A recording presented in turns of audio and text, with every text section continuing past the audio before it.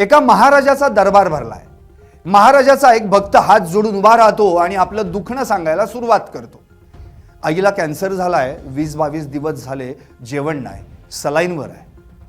त्यावर महाराज म्हणतो, कॅन्सर जेवण जात नाही, कॅन्सरची गाठ लगेच निघून जाईल। आता जे काही हवन रूपी प्रक्रिया केलेली आहे त्याची ऊर्जा शरीरामध्ये सक्रिय झालेली आहे। ओम शिव आत्मरूपी चैतन्याच्या शक्तीने जे काही कॅन्सर रूपी गाठ आहे त्यामध्ये प्रवेश केलेला आहे।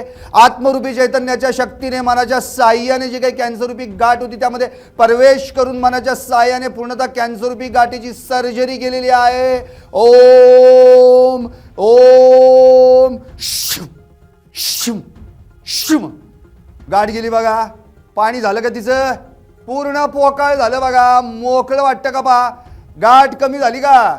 दुखायचं बंद झालं का बघा तिथं? आत्मरूपी चैतन्याच्या शक्तीने शरीरामध्ये नसा नसामध्ये प्रवेश करून कॅन्सर रूपी आजारांची स्मृती या शरीररूपी यंत्राद्वारे खेचून घेतली आहे।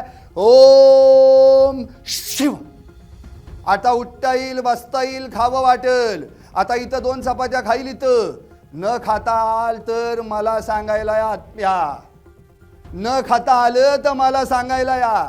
आत्मरूपी चैतन्याच्या शक्तीनं बाकी कमाल केली आहे। मनामध्ये प्रवेश करून मनाला कॅन्सर रूपी आजारांचा पूर्ण विसर पाडलेला आहे। ओम शिव ओम शिव। आता तुम्ही म्हणाल, संदीपराव तुम्ही पण बाबाबुवा महाराज म्हणलात की काय? आणि हा कसला मंत्रोच्चार पुटपुटताय? नाही हो, हा माझा नाही मंत्रोच्चार, हा आहे भोंदू खरात सारखी लोकांची फसवणूक करणाऱ्या एका तथाकथित भोंदू बाबाचा अवतार। आणि त्याचा दरबार म्हणजे दत्तधाम सरकार। कॅन्सरची गाठ मंत्रांच्या साह्यानं बरी करणारा कोण आहे हा भोंदू बाबा? कुठं भरतो त्याचा दरबार आणि काय आहे हे दत्तधाम सरकार? पाहुयात LS मराठीचा हा स्पेशल रिपोर्ट। दत्तधाम सरकार याचाही उठणार लवकरच बाजार।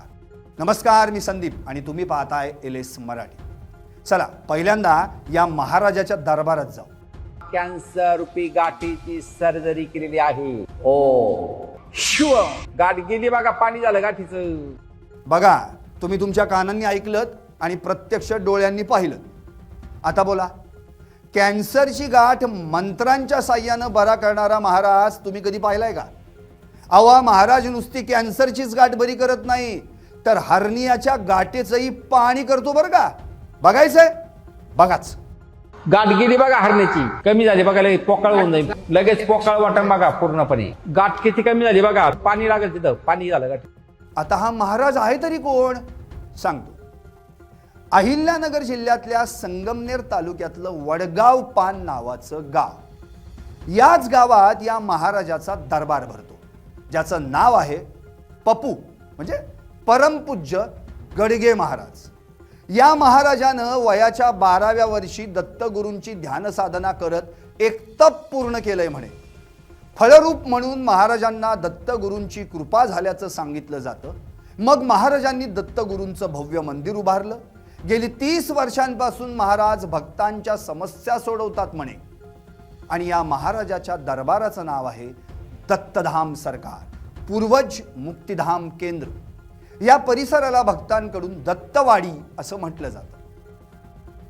दत्तधाम सरकार संगमनेर या नावानं सोशल मीडियावर जाऊन पाहिलं तर फेसबुक पेज आणि इन्स्टावरील रील्सवर या महाराजांचे अनेक भक्त त्याचं गुणगान करत असल्याचं पाहायला मिळते। अडलेली कामं आणि घरातील कलह ही पितृदोषाची लक्षणं असू शकतात। आपल्या दत्तधाममध्ये प्रत्येक अमावस्येला पितरांच्या मुक्तीसाठी हवन केलं जातं।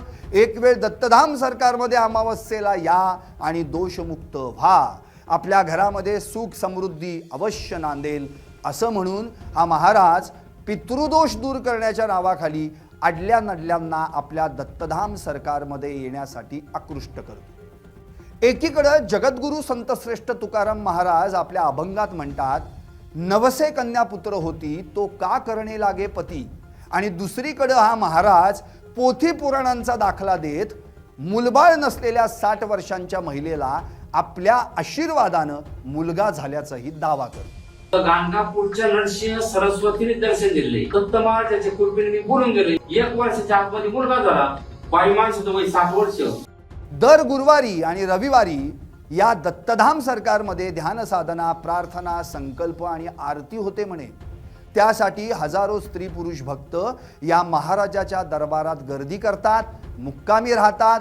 गाणगापूरच्या नृसिंह सरस्वतींनी स्वप्नात येऊन मला दर्शन दिल्याचं सांगणारा हा महाराज जर कॅन्सरच्या गाठीची मंत्रांच्या साह्यानं सर्जरी करत असेल, हर्नियाच्या गाठीचं पाणी करत असेल, पोटदुखी, कंबरदुखी आदी विकार काही क्षणात बरे करत असेल, तर मेडिकल कॉलेजमध्ये शिकून लाखो रुपये खर्च करून डॉक्टरची पदवी घ्यायची तरी कशाला?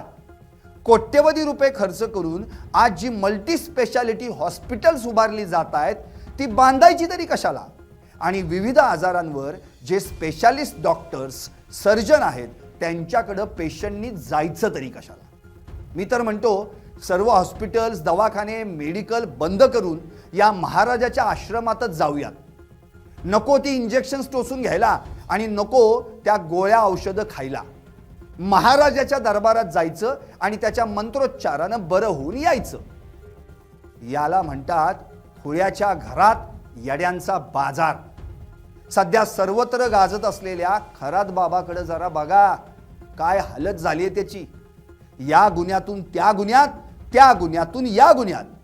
ऑफिसमध्ये बसून एसीची हवा खाणारा हा बाबा आता 27 दिवसांपासून पोलीस कोठडीची हवा खातोय. त्याला 1-2 रोग असतील तर शपथ. बीपी आहे, डायबिटीस आहे, भगंदर आहे, बद्धकोष्ठता आहे. इतकंच नव्हे तर लकवा सुद्धा मारलाय त्याला. भक्तांना आशीर्वाद देण्यासाठी जो हात वर करत होता आता तोच हात त्याला उचलता येत नाही म्हणे. एक हात जोडून पोलिसांना भीक मागतोय, काहीही करा पण मला कोर्टात तेवढं नेऊ नका हो, मी काय आता इथून सुटत नाही म्हणतोय. अरे ज्याला आपलं स्वतःचं भविष्य अंधाऱ्या कोठडीत जाणार आहे हे ओळखता आलं नाही, तो इतरांचं भविष्य काय सांगणार? ज्योतिष सांगतो, भविष्य सांगतो, मंत्रतंत्रांच्या साह्यानं अडीअडचणी सोडवतो असं सांगून अनेकांना येड्यात काढलेल्या या खरातला किती मंत्र येत होते माहिती आहे? अवघे 4. एक गायत्री मंत्र जो पहिली दुसरीतल्या मुलालाही पाठ असतो आणि इतर 3 थतुर मातुर. ओम भूर्भुवः स्वः तस्य वितुर्वरेण्यं भर्गो देवस्य धीमहि धियो यो नः प्रचोदयात. हा 24 अक्षरी गायत्री मंत्र त्या प्राणस्वरूप, दुःखनाशक, सुखस्वरूप, श्रेष्ठ, तेजस्वी, पापनाशक, देवस्वरूप परमेश्वराला आम्ही अंतरात्म्यात धारण करू. त्या परमेश्वरानं आमच्या बुद्धीला चांगल्या मार्गासाठी प्रेरित करावे असा या मंत्राचा अर्थ. पण या खरात बाबानं आपल्या काळ्या कृत्यांनी या मंत्रातला एकही शब्द खरा ठरवला नाही. दुःखनाशक, भक्तांचे दुःख दूर करण्याऐवजी त्यांना दुःखाच्या खाईत लोटलं. पापनाशक, पापांचा नाश करण्याच्या नावाखाली इतकी पापं केली की भक्तांच्या आयुष्याचा सत्यानाश केला. धियो यो नः प्रचोदयात, याचा अर्थ त्या परमेश्वरानं आमच्या बुद्धीला चांगल्या मार्गासाठी प्रेरित करावं, पण या खरातनं त्याच्या बुद्धीला कोणत्या मार्गासाठी प्रेरित केलं हे साऱ्या महाराष्ट्रानं पाहिलंय. असो, आज तुम्हा आम्हाला या आलतू फालतू खरात बाबाची किंवा दत्तधाम सरकारच्या या पप्पूची म्हणजे गडगे महाराजाची नव्हे तर राष्ट्रसंत गाडगे बाबांच्या विचारांची गरज आहे. माणसाची सेवा करा बाप्पा हो. एक वेळ पोटाले नाही मिळलं तरी चालेल, पण पोरांना शाळा शिकवा. देवा दगड धोंड्याच्या नादी नका लागू. आपला जवळपास घाण कचरा नको टाकू. परिसर चांगला ठेवा. हरामचं खाऊ नका. ताणलेल्याला पाणी पाजा, भुकेल्याला घास द्या बाप्पा हो. तेच देव आहे, त्याचा आशीर्वाद घे. मानव सेवा हीच ईश्वर सेवा सांगत कीर्तन सेवा घडवणारे गाडगे बाबा कधीतरी वाचा हो. आता गडगे महाराजाचे भक्त येतील, मला LS मराठीला ट्रोल करतील, नको नको त्या कमेंट्स करून आपलं ज्ञान पाजळवतील, पण मी घाबरणार नाही आणि LS मराठी तर अजिबातच नाही. कारण या जगात या भोंदू बाबा महाराजांचे कितीही अंधभक्त असले तरी तुमच्यासारखे सुज्ञ दर्शक आमच्या पाठीशी नक्कीच उभे राहतील. अंधश्रद्धेविरुद्ध आवाज उठवण्याच्या या लढाईत आमच्यासोबत नक्कीच आवाज उठवतील. दत्तधाम सरकारच्या गडगे महाराजाला LS मराठीचं खुलं आव्हान आहे. खुलेआम चर्चा करा, नाहीतर दुकान बंद करा. तुम्हाला काय वाटतं? व्हा व्यक्त आणि पाहत राहा LS मराठी फक्त.